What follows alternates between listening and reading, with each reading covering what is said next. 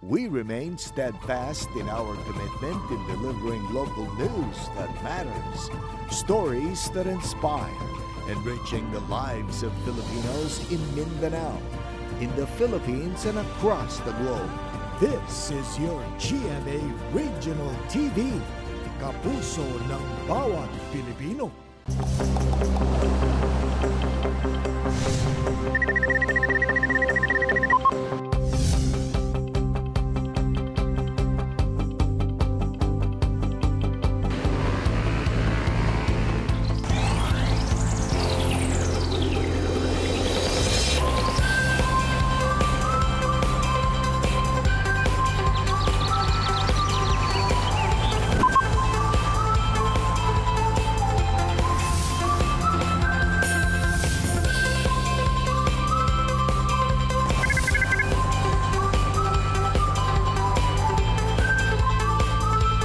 Kini ang At Home with GMA Regional TV.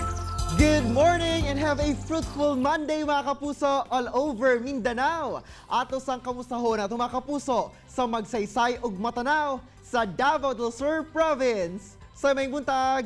Mayong buntag Sabjil, labi na sa itong mga kapuso sa Talisayan ug Naawan sa Misamis Oriental Province. Mga kapuso, karong Monday morning, atong sayron ang kaagi sa kagayanong si Noemi Tabor Farhani ni adtong panahon nga ana pa sila sa nasud Libya. Din iya kining gisaysay iyang mga nahimong experience pinaagi sa iyang libro nga Letters to Libya, Memoir in Libya. Samtang mga kapuso, kabalo ko, nagpanikad na mo nga musuroy. Pero chillax ang mukay, ang At Home with GMA Regional TV na ang bahala sa ideas sa inyong next suroy destinations. Og this morning mga kapuso, suroyo na to ang pinakabagong tourist destination sa Santo Tomas, Davao del Norte, ang suba ni Bukidnon. Unsa kaha ang mga activities nga pwede himuon o unsa po ang mga activities nga akong gihimo dito. Atang ikana mga kapuso ha. Samtang makachikahan natin ni Resi sa Best Talk, ang first-time parents, ang proud Mindanaoan o former professional basketball player, ang lodi natong tanan, si PJ Simon o ang beauty queen nga si Jessa Weller Simon. Apan una ka na mga kapuso, nasayod ba mo kung pila ka mga festivals ang ginasaulog sa Tagum City, Davao del Norte matag tuig? Nailahan isip Home of Festivals ang Tagum City tungod sa nagklase-klaseng selebrasyon ang ginapahitabo sa syudad. Matag tuig, 16 festivals lang naman ang ginasaulog sa ilang syudad. Sama na lamang sa musikahan sa Tagum, Banana Festival, Ugman Festival, Kaimunan Festival, ug Pakaradyan Festival, and a lot more.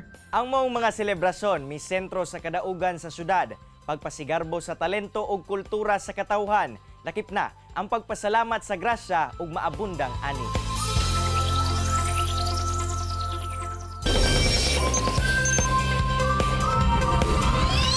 Mga kapuso, alang sa mga mahiligon sa mga tula ug sa paghisgot sa mga panghitabo sa kinabuhi, swak ang atong guest karong adlaw, sanglit naghimo siya og chapbook o libro kung asa iyang gisaysay ang ilahang kaagi gikan sa nasud Libya, sa Mindanao ug kung giunsa nila pagbangon.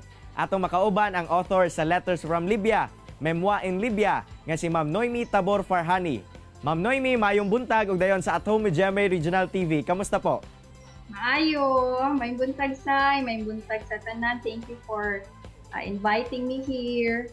Ma'am, unang-una, unsa ba imuhang background o paunsa ka ba nahilig sa writing, labi na sa mga poem o mga tula?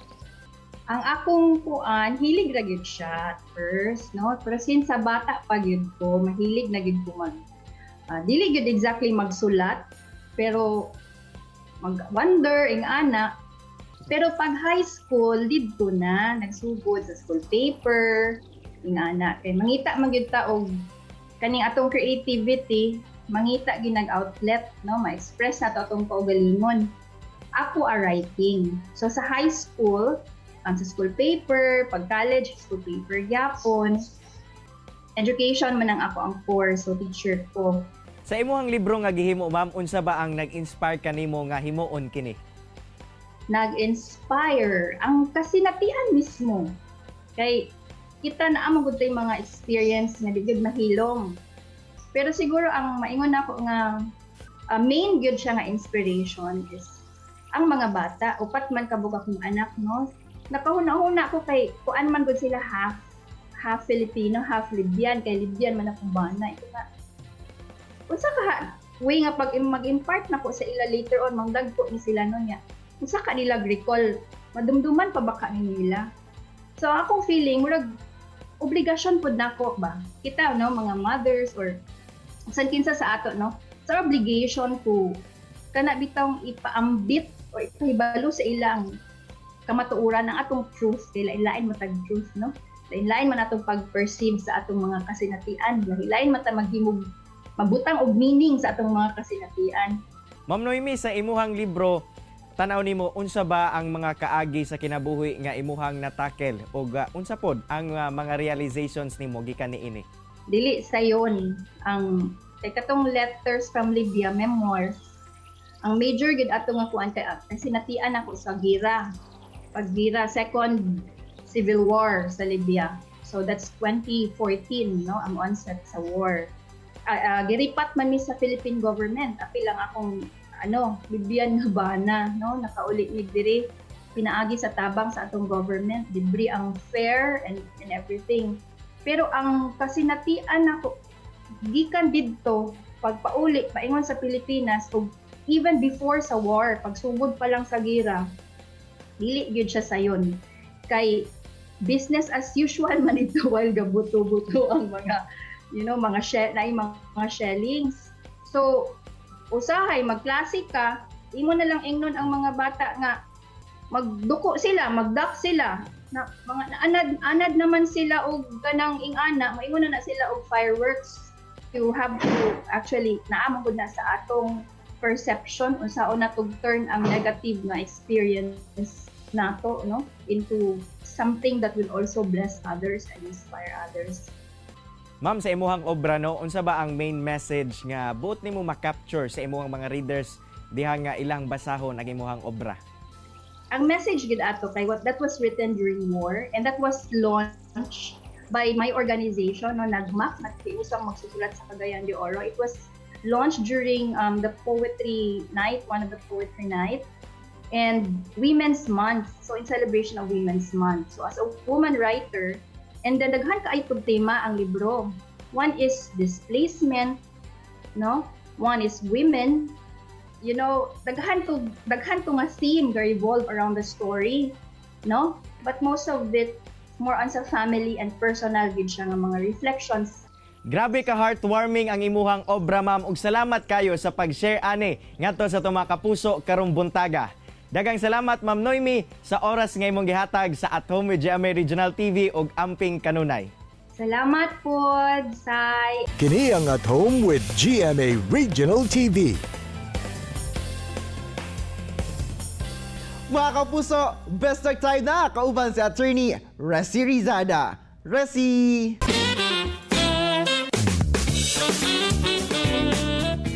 Daghang salamat, Argel! May buntag mga kapuso, welcome to Best Talk. Karong buntaga, mapapasa na all kita kauban ang gilang scoring apostle na si PJ Simon o ang Binibining Pilipinas 2018 Super National Jezza Welar Simon. May buntag Jezza and Sir PJ, kumusta po kayo? And welcome dito sa At Home with GMA Regional TV. How's everybody doing at home so far? Congratulations for your new baby! Hi, Attorney Resi, maayong buntag. Happy kaayo mi sa akong husband nga nag-guest mi karon, and also to all viewers, maayong buntag kaninyong tanan. We're doing good and the baby is also doing fine, and we are excited na nag-guest mi karon today sa inyong morning show. Yes, good morning, Attorney. Good morning sa atong tanan. Before ka nga nanganak, Jess, di ba, you had your maternity shoot at nag-trending yon online. Sino ba nakaisip ng idea na yon, ng concept na yon? Actually, biglaan lang to mo ang maternity shoot ba? Wala to sa plan. Tapos naisip na ko nga, why not make my bump a ball, since akong husband basketball player. Tapos kato yung gunitan. Sa viewer parang ligaw gid nila ga maternity shoot na. Ay naman na nandito na si Peter J. Don. Ito naman kay Sir PJ. Ako, kumusta yung naging adjustment mo? Ano yung naging first reaction mo na lang nung nakita mo na yung baby mo? Totoo nga yung sabi nila na talaga sobrang saya. Di mo talaga ma-explain, and napakaganda ng transition ng retirement ko dahil alam mo yun, may bigay ko na lahat ng time ko sa family ko and sa baby. And to Jeza naman, unsa imong mga natun-an karon na you are already a mom. Super daghan kayo. Actually, number one is patience. Lahi good my baby. Kay pag kita manggod, pag kita lang, murag we can do anything we want. Tapos pwede nato humanon anytime kung gusto nato. We can set aside things. Pero pag baby, dili good dapat focus full time. And Jess, you have also been, we've seen your posts also lately, normalizing breastfeeding. For you ba as a mom, gaano ka-importante yung breastfeeding? Actually, when you say normalized breastfeeding, it's not about kanang mga mama mag-breastfeed. Gusto na ko makita sa mga tao nga normal lang na siya ug acceptable dapat na siya sa society. Kay syempre, a baby, the nourishment that we give to our baby is very important, or it's much more important than what the people other think.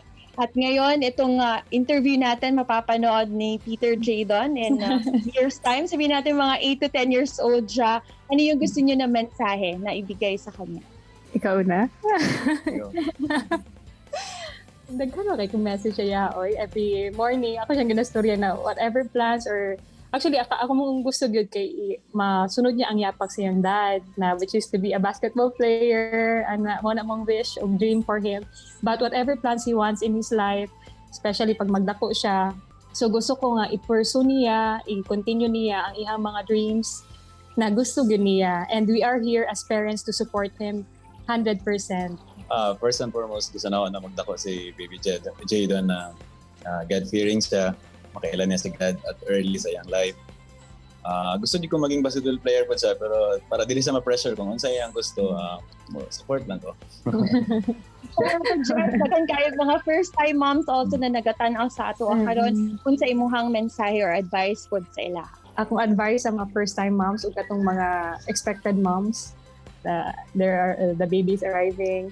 Kuan yun ni, it's going to be a challenging one, yes, pero worth it tanang kahago, and never give up, and inyuhang faith kay God, stick lang mo, ayaw mo kuan, ayaw mo biya sa Ginoo, kay i-guide mo niya, and also guiding your baby. Ug every day, don't forget to pray and say thank you nga ang baby, blessing man ni sa Ginoo. Say thank you to the Lord na gitagaan tag blessing. Kay dili tanang parents, dili tanang mama blessed nga magkaanak or magka-baby. And how about Sir PJ naman? I'm sure daghan pug mga fathers karon ang nagatanaw sa ato ang show. Any message naman po ida? Sa mga fathers, sa mga papa, the best kid atong mahatag sa atong mga anak is ang ato yung time, tudloan nato siya nga makailan niya ang Ginoo, o the rest si God na bahala, and as long as kita na mga parents, kita na mga papa, i-guide na nato sila sa tama. Dagan kayong salamat Sir PJ, and of Thank course you. Jeza, dagan. Thank you very much. Salamat. Thank you, Attorney Resi. So happy to be here. And that was PJ and Jeza Velar Simon. Tutok lang mga kapuso, kababalik pa ang At Home with GMA Regional TV. Kini ang At Home with GMA Regional TV.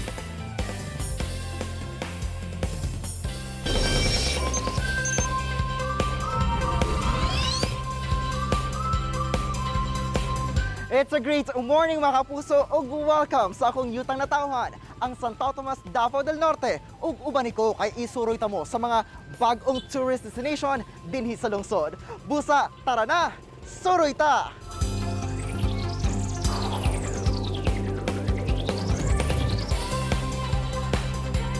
First stop sa atong Santo Tomas Adventure, ang baguhay lang giablihan sa publiko nga perfect destination to unwind together with the whole fam. Ang suba ni Bukidnon. Sakay sa habal-habal o motor, 5 minutes lang gikan sa National Highway, maabot na nimo ang suba. Pero syempre mga kapuso, make sure to follow health protocol sa inyong pagbisita. Sama sa pagsulob og face mask, face shield ug social distancing. Ug sa pagkakaron, open lamang ang lugar alang sa edad 16 to 65 years old. Sa mga nakaadto na kaniadto din hinga maisan pa ang mong lugar karon, mapawaw na jud ka sa kanindot ni Inino sanglit gi-beautify na nila ang buong palibot o gani doon na sila yung mga recyclable materials nga panggamit aron i-disenyo. O gikan din sa taas, makita og madungog na nimo ang pagdagayday sa tubig padulong sa ubos nga pwede nang kaliguan. Si Bukidnaw is actually Tamanobo nga diha gyud originally nagpuyo sa area sa dam. So Bukidnaw iyang pangalan, babae ni siya nga nagahimo og tikos, nagahimo og kanang mga beads, no, baligya sa mga katawan nga Bisaya or sa lumad. Honor of her, no, nga mao gyud original nga nag-iya og nagpuyo dinha sa area sa dam site. Gimarry nato ang duha ka termino, Suba sa mga Ilonggo para sa river ug si Bukidnaw nga may original nga nagpuyo dinha. So Suba ni Bukidnaw. Sa mga buot, musuroy. Ubay-ubay nga water activities ang pwedeng buhaton sa tibuok pamilya. Sama na lang sa river cruising o pagsubay sa sapa, sakay sa floating cottage, kayak o pagsakay sa balsa o gaki. Mga kapuso, gawa sa katong floating cottage atong gisakyan kay Rina, pwede po mo sakay ni ining gakit aron atong subayon kining suba ni Bukidnaw ug atong i-enjoy no ang kinaiyahan ug atong makita ang mga paranong palibot dinhi. Busa, arat na!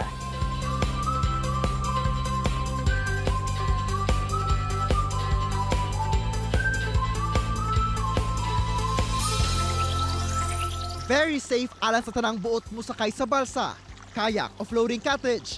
Tungod kay gawas sa pagsuot og life vest, adunay duha ka bangkero nga magsilbing guide matag sakayan. So kuya, ikaw regular na kang guide gyud diri o nagakuan aning gakit, ikaw nagaman aning gakit gyud. Oh, sir. Ako kita mong bidrit. Kadadlaw. Kaya nagamanit sa mga kondrit. Yung lakit diri. So unsa pud niyo ma-maintain nga kining maayos ang kondisyon sa gakit aron safe pud ang kining mga guests niyo masakay din? Para sir, pag maluag ni siya, among usbon. Usbon naman ni siya pag maluag na kay kanang sayra ni. Pero kamo kuya sa man yung tribo? Ang tribo na mo sir kay attack.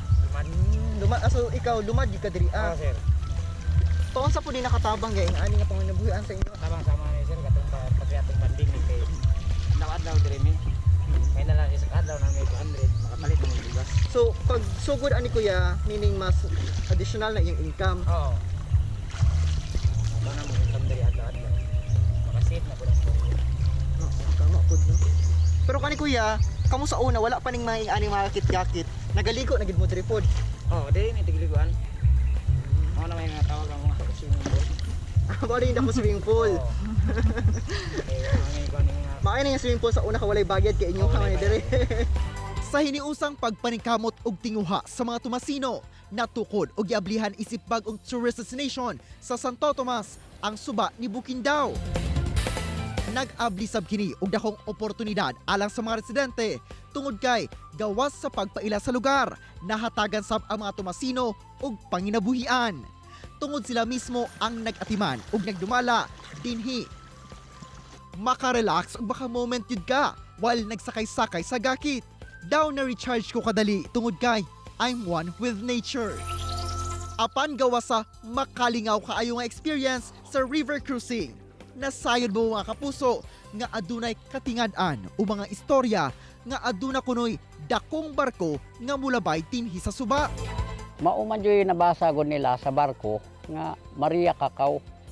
Ang Maria means babae manggod na. Unya daghan yung nakaingon nga gold daw na nga barko ang mag-agi basta mudako ang tubig diri. Pero for every 10 years lang na mag-agi sila diri dapita. Dili ingon nga kada tuig muagi jud ng mga barkuha. Daghan yung naga-testimony ana ultimo sa niburing nga barangay kanang Bupard nga sakop sa Davao City. Sila po daw mismo nakakita gyud anang barkuha. Nakita nila ang mga tawo nga puti nga tag-as. Siguro po sa pagguba nato sa kinaiyahan, usa po na nga warning nga dili nato angayan nga pirdihon ang kalikasan. Maunay nga ang programa namo ron sa barangay ang Along the River nagakuan jud mi nga naay reforestation o kanang gitawag nga water shed area. Actually usa mi nag-start nagsige na mig tree planting diri along the river para mabalik ang kinaiyahan. Busa karong summer mga kapuso, explore and experience fun and adventure trip dinhi sa suba ni Bukidnaw. Say, grabe ka relaxing gid sa feeling no samtang na ako dito sa suba ni Bukidnaw. Parang you're truly one with nature gid kun naa ka dito. Ug kanang tipong kung gusto nimo og peace and serenity away from the busy city scenes, sakto kaayo ang maong suba. Samtang Jill, dili gayud lalim ang mga kasinatiang mga naagian sa pamilya ni Noemi Tabor Farhani. Kaniadtong ana pa sila sa Libya og usa sa mga gusto niyang makatunan sa mga nakabasa sa iyang libro nga dili kagubot ang solusyon sa mga problema. Sa mga kapuso, isip first-time parents sila PJ o Jessa Simon. Daghan gid sila og mga natunan in terms of parenting. Ug tambag sab nila sa mga first-time parents sa Manila nga dili kini sayon nga task busa magtinabangay gayud ang mag-asawa og musali gayud sa Ginoo. Mga kapuso, unta na inspire og nakakaton kamo sa gi-share sa itong mga bisita karong buntaga. Sama na lang sa panultihon ni Henry Ford nga the whole secret of a successful life is to find out what is one's destiny to do and then do it.